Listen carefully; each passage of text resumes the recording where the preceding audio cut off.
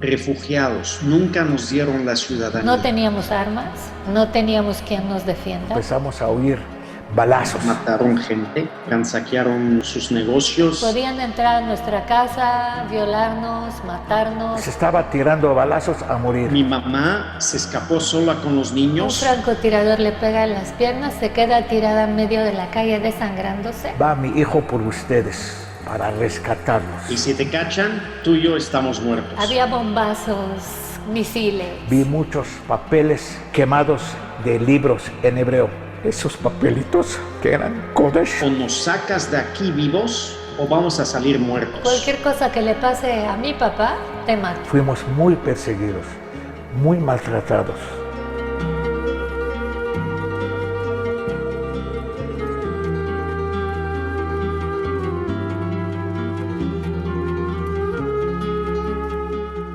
Tikkun Olam es la base del pensamiento judío, reparar el mundo, reparar los errores y buscar la justicia social. Y para lograrlo, se debe conocer y reconocer la verdad. Una verdad que lleva más de 70 años ignorada. Una historia que poco se contó, o mejor dicho, más de 850,000 historias. Las historias de más de 850,000 judíos que fueron expulsados y obligados a dejar sus raíces, sus pertenencias, su patrimonio, su tierra. Esas tierras árabes que los vieron nacer a ellos y a sus ancestros, dejando atrás toda una vida, para convertirse en refugiados silenciosos. Pero como cualquier historia, empecemos por el principio. Hace unos 3000 años, mucho antes del nacimiento del Islam, los judíos establecieron colectividades estables en diversas regiones del Oriente Medio. Las comunidades sirias de Alepo y Damasco, la yemenita, la de Alejandría o las comunidades de Irán e Irak, que datan del primer exilio babilónico hace 2500 años, y la egipcia de hace más de 1000 años. Estas comunidades fueron fruto de exilios forzados, pero también de factores económicos y sociales. Después vino el tiempo de Mahoma y la conquista islámica del norte de África y la península ibérica, donde los judíos, conocidos como la gente del libro, vivían en una línea muy fina entre la tolerancia y la persecución, bajo la sumisión musulmana, en una condición llamada dhimmi. Esto significaba que podían formar parte de la sociedad, pero como ciudadanos de segunda, en una posición social inferior, y sujetos al pago de un impuesto llamado jizya, y una serie de condiciones discriminatorias. Los dhimmis es la categoría de ciudadano de quinta, si tú quieres, que tenían los judíos cuando estaban bajo dominio árabe, ¿no? En donde para poder seguir, eran tolerados y tenían que pagar un dinero para poder seguir viviendo bajo el dominio árabe. El dhimmis quiere decir clase segunda y de ahí como que se legalizó ese término o se formalizó esa relación entre los países árabes o el Islam y los judíos y el judaísmo, que los tenían que dar autonomía religiosa, libertad de religión y poder vivir en los países árabes siempre y cuando eran de segunda clase y tenían que pagar el jizya, el dhimmi. Marruecos y Yemen, especialmente Yemen, el trato judío y las leyes otomanas eran mucho más bravas. Esta situación perduró alrededor de 1300 años, con altibajos dependiendo de cada región y sus circunstancias. Pero aún así, a pesar de la persecución y el sufrimiento, desde Marruecos hasta Irak, las comunidades judías pudieron florecer y desarrollarse. Después vino la Inquisición y la expulsión, por parte de los católicos, de los judíos de la península ibérica y del sur de Europa, quienes en su huida se refugiaron principalmente en el mundo musulmán. El Imperio Otomano abrió sus puertas a los judíos expulsados de España. Muchos de ellos lograron migrar auxiliados por doña Gracia Nassí, destacada filántropa judía. Desde su llegada, se les reconoció como una comunidad de gran valor, que ayudaría al imperio a generar riqueza, por lo cual no solo se les dio la bienvenida, sino la posibilidad de desarrollarse y conservar su religión y tradiciones. Los judíos llegaron a ocupar puestos importantes en sectores políticos, artísticos, científicos y comerciales. Pero este periodo de estabilidad quedó afectado severamente con el declive del Imperio Otomano a finales del siglo XIX. La anarquía, independencia y reconfirmación se impuso en diversas regiones árabes. Y con ello, la situación económica y social de los judíos cambió rotundamente. Aquella tolerancia islámica se convirtió en abuso, desprecio, discriminación y persecución hacia los judíos. Se habla de que el trato social y el trato político los judíos era más fuerte, más contra los judíos. Desde finales del siglo XIX y durante el siglo XX, se generan nuevas leyes raciales, confiscación, alienación y torturas hacia 1 millón de judíos en Argelia, Egipto, Irak, Irán, Libia, Marruecos, Siria, Túnez y Yemen. Y esta situación se extendió hasta los años 70 con la guerra civil en Líbano. En cada país, la persecución se dio en diferentes momentos y de distintas formas. Estas comunidades judías tenían la esperanza que con el dominio de los europeos en muchas de estas zonas, las cosas cambiarían para ellos, pero no siempre fue así.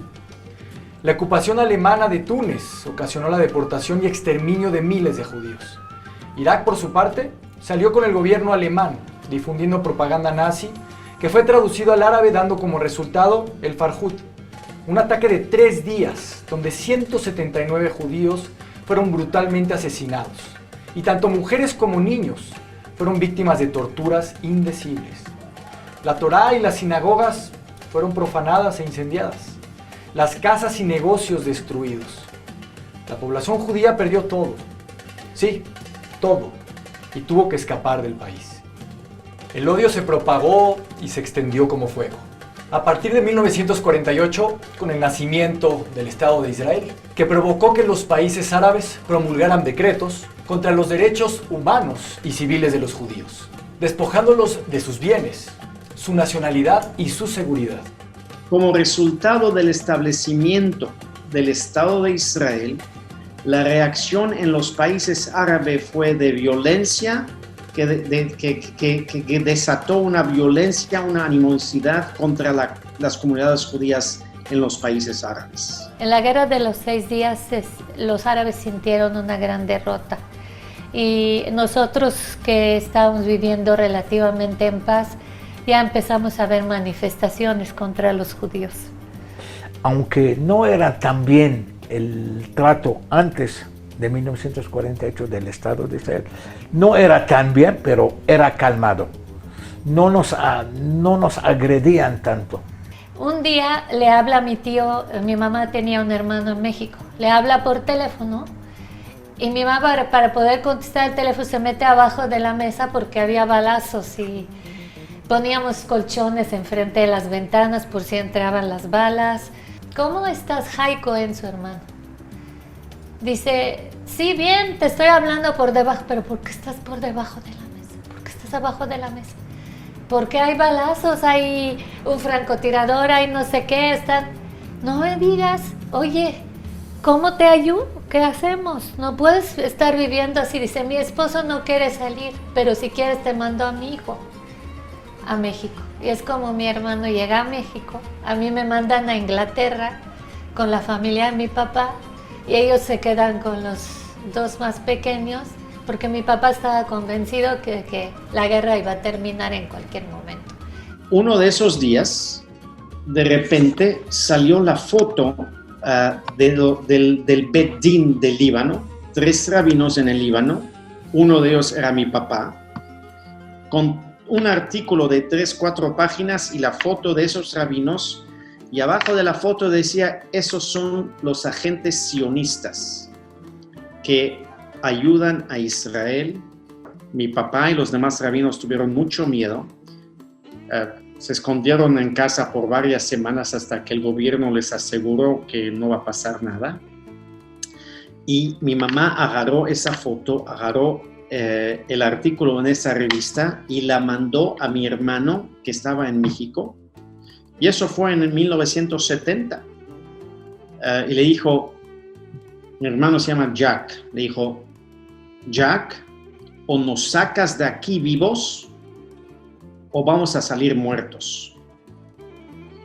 Hoy mismo vas con el Ministerio de Interior de México y les dices que tus papás están en peligro de muerte, que te tienen que dar la visa, que no podamos llegar. Tomó tal vez 6 meses hasta que llegaron los papeles, esto y el otro, y eso es lo que nos ayudó a salir del Líbano y llegar a México. Cuando sacaron un decreto para tiempo muy corto, 1956, pero tenías que preparar papeles, más papeles, te pedían los papeles no existentes, hay que traerles para que te den el permiso de expulsados, ser expulsados, firmar, no regresar y no tengo ninguna propiedad. Mi papá tenía un amigo que era el viscónsul de Grecia en Alepo. Le dieron permiso. El permiso de salir era Turquía, Grecia, México. Porque nosotros también queremos venir a ver a mis hermanos. Nosotros yo creo que fuimos el penúltimo o las últimas familias que salieron. La mayoría de estos judíos que escaparon o fueron expulsados se dirigieron a Israel, otros a Francia, a Estados Unidos y Canadá, y algunos pocos a Latinoamérica. Israel prácticamente duplicó su población con la llegada de estos refugiados. La absorción de estos cientos de miles de judíos por un Estado nuevo, atacado por 7 países, con una situación económica precaria y sin recursos naturales, fue un desafío sin precedente en la historia mundial. Porque había que alimentar, dar vivienda y generar empleos a una nueva población totalmente heterogénea, con diferentes culturas, tradiciones, costumbres y hasta idioma, dependiendo del origen. Pero el milagro ocurrió. Se logró una democracia sólida a partir de la integración, el trabajo duro y un gran sentimiento sionista. La figura de refugiados en Israel desapareció junto con los campamentos prefabricados.